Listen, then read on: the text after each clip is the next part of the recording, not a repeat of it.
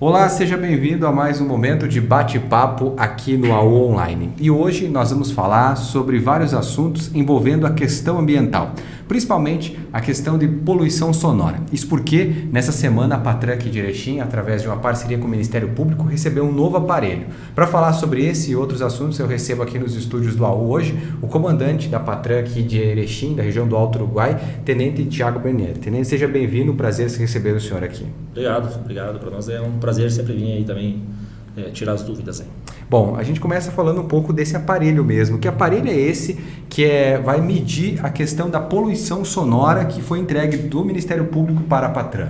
Certo. Então esse aparelho chamado de decibelímetro, de sonômetro, nada mais é que um aparelho de medição sonora, né, que capta os ruídos e enfim, é utilizado para constatar crimes ambientais de poluição sonora, né? Então, esse aparelho foi adquirido sim pelo Ministério Público, mediante um convênio que a gente tem com o Ministério Público, uma parceria, para utilização, né, pelo órgão da Patran, então pela Polícia Ambiental aqui de Erechim. Então, esse aparelho ele foi entregue pelo Ministério Público para a Patran realizar suas medições sonoras.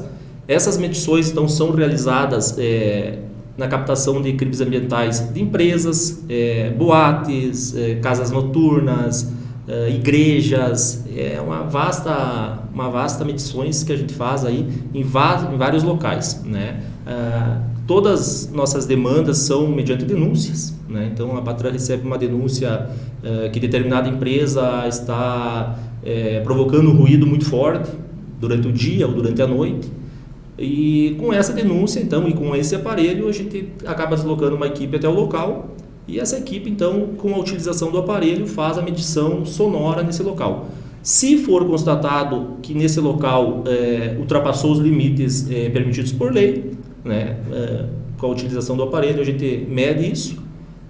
Com certeza a empresa ou aquele órgão ali que está provocando ruído vai ser intimado, tá? Vai responder um processo ambiental pela perturbação, né, pelo crime de perturbação do sossego.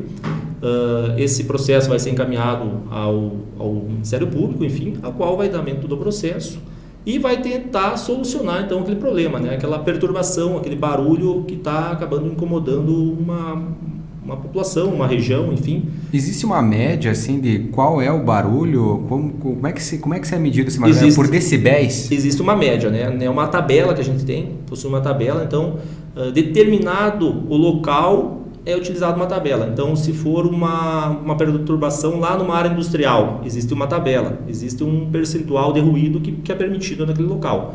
Se for numa localidade que existem residências, então é outra tabela, é outra tabela utilizada. Se for de dia, também é um percentual diferente, se for de noite, é outro percentual. Então, toda a medição é feita conforme uma tabela aí regulamentar, né? Esse aparelho também pode ser utilizado na questão, junto com a Brigada Militar, que fiscaliza essa questão de trânsito, de poluição sonora, em que a gente vê aí carro de som, certo, moto de som e outros barulhos na questão da cidade também, além dos crimes ambientais? Certo. Pode sim, né? O aparelho então ele pode medir ou captar o ruído de qualquer barulho existente. Então, se tiver uma perturbação de veículos, principalmente motos, né, que a gente sabe que tem bastante motos aí que acabam transitando, circulando com descarga aberta, né, com escapamento livre. Então, sim, a gente acaba fazendo operações conjuntas com o 13 Batalhão de Erechim, aonde o aparelho pode ser utilizado sim para captar esse ruído, né, e identificar quem está cometendo essa infração. Então, se caso for constatado lá um veículo, uma moto com escapamento aberto, né, transitando, essa pessoa vai sim, além de receber a notificação de trânsito, né, uma infração de trânsito, ela vai responder um crime ambiental pelaquela perturbação do sossego. O senhor falou dessa questão de que a atividade da Patran está ligada principalmente também às denúncias, né? Certo. Como é que a população pode fazer denúncias? E eu queria também falar sobre uma outra coisa, que às vezes as pessoas denunciam assustadas por ver um vídeo no WhatsApp, às vezes não é daqui, e vem muita denúncia que os policiais aí têm que apurar, não é verdade. Eu queria que o senhor falasse um pouco dessa denúncia e também da importância da comunidade cuidar, né, com isso. Certo.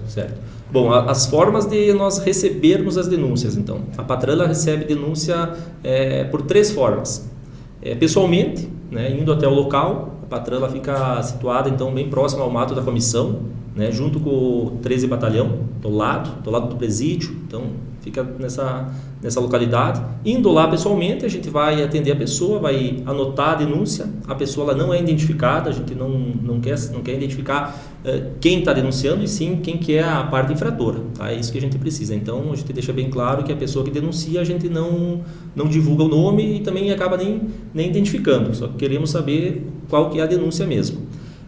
Pelo nosso telefone, tá? O 3519-9723, que é um telefone fixo que a gente tem no local, tá? Ou, em último caso, no 190, que já vai dar no batalhão do 13 BPM. Posterior, eles vão nos repassar essa demanda também. Ou até por uma rede social que a gente tem, tá? O Facebook ali, a gente também acaba recebendo essas denúncias.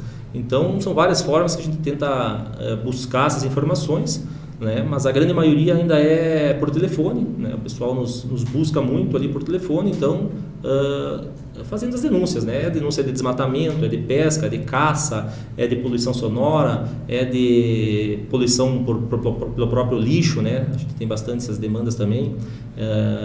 Enfim, então basta nos procurar, com certeza a denúncia vai ser anotada e posterior uma equipe vai ser direcionada até o local para constatar se esse fato é verídico ou não. Bom, a questão dos animais maltratados é uma situação que a Patran sempre vem atendendo, vem buscando. Como é que o senhor vê? Tem aumentado, tem diminuído? Como é que está a situação aqui na nossa cidade? Certo. Esses casos, infelizmente, têm aumentado, né? A gente acaba atendendo vários casos de maus tratos, né? E hoje o maus tratos ele teve a pena aumentada, né? Hoje é inafiançável, então a pessoa que for flagrada cometendo maus tratos a um cachorro, a um gato, enfim, e for flagrada pelas equipes da Patran, ela é presa e ela não tem fiança, ela vai, como a gente fala, vai baixar o presídio mesmo, né? Ela não vai ser liberada no dia. Tá? Não vai ter fiança, ela vai ser presa e encaminhada ao presídio. Tá? Posterior ali, ao andamento do processo, pode ser liberada, né? Mas com certeza ela vai acabar ficando num presídio, se for aqui em Erechim, presídio de Erechim mesmo, tá? Pois essa pena teve um aumento no ano passado e aí acabou agora, então a pessoa não é liberada mais no momento. Antigamente a gente fazia apenas um registro do fato e a pessoa era liberada. Hoje não mais, né? Mas enfim, os fatos ainda aumentaram igual, né? A gente tem muita demanda, muita denúncia de maus tratos, e é aquele maus tratos que a pessoa tem um animal e o animal, a gente chega na casa muitas vezes, o animal está em péssimas condições, né? Tá passando fome, tá com doença, tá sem água, tá, né, maus tratos mesmo, não é nada leve. Então, com certeza, essa pessoa ela acaba sendo identificada e presa pelas equipes aí da Patran, e posterior vai responder esse processo aí, então, presa, fechada, mas aí vai responder o processo, né, para explicação aí do qual foi o fato aí dela ter deixado esse animal em péssimas condições. Mas aumentou e a gente tem um apoio forte das ONGs aqui municipais, né, da Prefeitura Municipal também nos apoia. Enfim, são várias pessoas que a gente tem uma parceria aí, né, porque só as equipes da Patran ainda não dariam conta de tanta demanda que tem de crimes ambientais. E a gente não atende só a região de Erechim, né? A Patran ela atende todos os municípios aqui do Alto Uruguai, são mais de 20 municípios que a gente atende, e somos em poucos, né? Nossa equipe não é tão grande assim, é bem reduzida.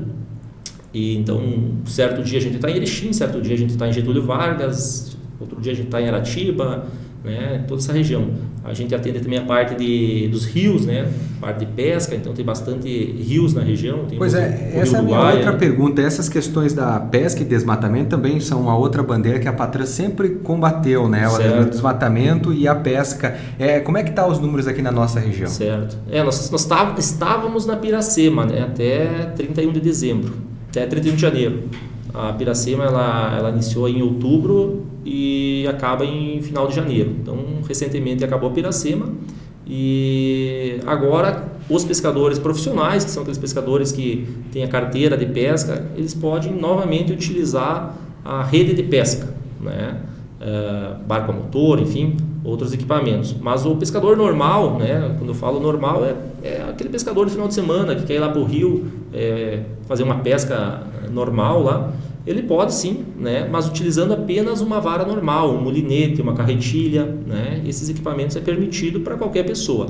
Mas a pessoa que queira utilizar uma rede de pesca, né, como a gente tem essas barragens grandes aqui na região, essa pessoa ela tem que ter então uma carteira profissional, ela tem que ser um profissional da pesca para utilizar. Caso contrário, não pode utilizar a rede de pesca, apenas a vara normal. Tá? Ela pode sim num barco a motor, tudo, mas apenas com vara de pesca. E o profissional pode utilizar uma rede de uma medida ali, que a gente tem uma medida mínima de utilização. Tenente, a gente está passando agora por um período de estiagem e muita gente aí está tendo falta de água, né? E aí acontece uma questão da captação irregular da água, né? O pessoal, encontrei uma fonte, aí acaba fazendo uma ligação lá. E essa é uma questão que muita pouca gente sabe, mas também é um crime ambiental, né? Nessa questão da captação de água. É um crime ambiental também, né? E a gente tem bastante fatos, né, nesse sentido. O pessoal então acaba, principalmente no interior muitas vezes, né, acaba tendo uma nascente de água, acaba tendo um curso de água e a pessoa acaba canalizando aquela água, tá? Então não pode, tá? É um crime ambiental, né? Aquela captação irregular de água, ela, se for constatada, a pessoa vai responder pelo crime ambiental, pois aquela nascente ela acaba desaguando em algum local, né? E muitas vezes se a pessoa canalizar onde ela nasce ou o curso dela, acaba sim prejudicando mais para frente. Então, se nós visualizarmos, e a gente visualiza seguido, né, acaba recebendo denúncias, isso aí também, de pessoas que acabam canalizando fontes d'água, nascentes, até mesmo a captação de água de rio mesmo, tá, não pode ser feita sem uma licença ambiental. Se for feita a licença, encaminhamento de todo o projeto e o órgão competente aprovar, aí tudo bem, mas sem isso não, né? Sem isso não pode captar água em local nenhum sem a devida licença, tá? Então deixa bem claro que estamos numa estiagem, sim, tá faltando água, o pessoal acaba muitas vezes querendo captar água de outra forma, em outros locais. Então, para isso acontecer, tem que ter uma licença ambiental. Sem essa licença fica proibido, né? Não pode. Um outro problema que nós tínhamos aqui na região é a questão do lixo, né? O pessoal levava o lixo, jogava nas matas, certo, e tudo mais. Como é que está isso hoje em dia? Diminuiu ou ainda tem bastante casos? Temos também. Temos, para ver que a área ambiental é bem ampla, né? A pesca, a caça, desmatamento, e essa parte do lixo também a Patran atua forte nessa parte, né? Então, muitas vezes a pessoa ela tem alguns objetos na sua residência que a prefeitura municipal ou a coleta de lixo municipal não recolhe, né, por ser um objeto que os caminhões acabam não recolhendo, e essa pessoa então acaba acumulando e despejando posterior em alguma estrada, né, alguma estrada vicinal, em alguma mata próxima à cidade. Então, esses fatos aí também temos muita denúncia disso aí, temos filmagem, inclusive, né, pessoas nos mandaram filmagem de veículos despejando esses resíduos em locais não licenciados, né? Então, com essa identificação, com essas filmagens, a Patran acaba localizando os proprietários do veículo, né, ou da pessoa que fez esse despejo irregular do lixo, e acaba assim notificando, né, acaba fazendo então um crime ambiental para essa pessoa, né, pela poluição que ela causou ali nesse local. Temos também denúncias de próprias empresas aqui na região do Alto Uruguai, de empresas que são recolhedoras de lixo municipal, né, dos caminhões, que tem que dar um destino apropriado, que eles têm um local para levar, até em outras cidades, que eles acabam levando, e foi flagrado então recentemente sendo despejado no interior aí de uma cidade, né? Então, para ver que não é só pessoas de residência, são próprias empresas que são responsáveis pela coleta do lixo, que estão acabando levando esse lixo em local não licenciado, um local próprio, né? Então, nós temos bastante demanda nesse fato e bastante denúncia desse fato também. A gente sempre fala essa questão, há pouco tempo atrás, o senhor falou agora da legislação de violência contra os animais, que ela ficou mais difícil, né? Ela aumentou as penas dela. Certo. Mas e as outras penalizações dos crimes ambientais, no seu ver aí? A legislação mudou muito nos últimos anos? Não, o que mudou, que teve uma mudança forte, então foi na lei dos crimes contra animais, né? Essa sim teve um aumento da pena. As demais penas, vamos dar um exemplo, a pena do desmatamento, que é algo que a gente tem bastante na região também. A pena continua a mesma, né? Então varia muito, a pena varia conforme a quantidade do desmatamento, né? Mas a multa é uma multa muito pesada, tá? Então a gente deixa bem claro que a pessoa que cometeu um crime ambiental tem que estar ciente que, se for flagrada, não é uma multa leve, tá? É uma multa pesada, uma multa que inicia ali em R$5.000 e vai R$100.000 fácil, tá? Então a gente sempre alerta que as multas de trânsito já são pesadas, né, muitas vezes, mas as ambientais são bem mais pesadas. Então, a pessoa que for cometer um crime ambiental tem que estar ciente que, se for flagrada, tá, e a gente flagra diariamente esses crimes, ela tem que estar ciente que ela vai responder um processo criminal, já vai ter gastos nesse processo, obviamente, né, fora a pena, né, a pena do crime, mas ela vai ter, além do processo, uma multa. Tá? E a multa não é uma multa leve, tá? Como eu disse, a multa inicia mais baixa em R$5.000 e vai para cima dos R$100.000 facilmente, depende a quantidade e a espécie do crime ambiental que ela cometeu. Além disso, a gente tem um sistema que é o sistema SOL, né, que é onde são inseridas essas multas, e posterior à inserção a pessoa acaba assim recebendo no próprio endereço a notificação, é um boleto, né, uma notificação para pagamento da multa, tá? Então acaba sendo um processo bem rápido aí, um processo bem rápido, né? E fora isso, quando é tipo um desmatamento, fora o processo, ela tem que, muitas vezes, lá o Ministério Público, na hora do julgamento do processo lá, ela acaba tendo que replantar tudo que ela retirou, né? Ela tem que arrumar aquela área que ela destruiu, tá? Então o processo ambiental ele é bem fechado, assim, é um processo bem rigoroso.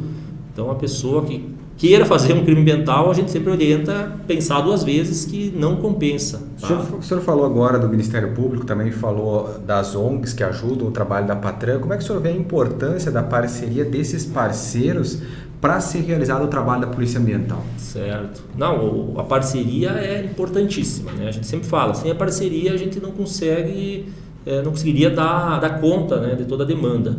Eu falo das ONGs porque as ONGs, elas, principalmente as ONGs na parte dos crimes ambientais contra animais, elas trabalham muito, né? São voluntários, são pessoas que amam os animais, estão ali para ajudar. Então, muitas vezes a gente não consegue dar o suporte necessário, porque são muitos casos, a gente acaba recorrendo a algumas ONGs, né, ou para ficar com os animais, ou para nos auxiliar no recolhimento, ou até mesmo para ir até o local entregar alimentos para esses animais. Então, as ONGs, a Prefeitura Municipal, são essenciais nessa parceria.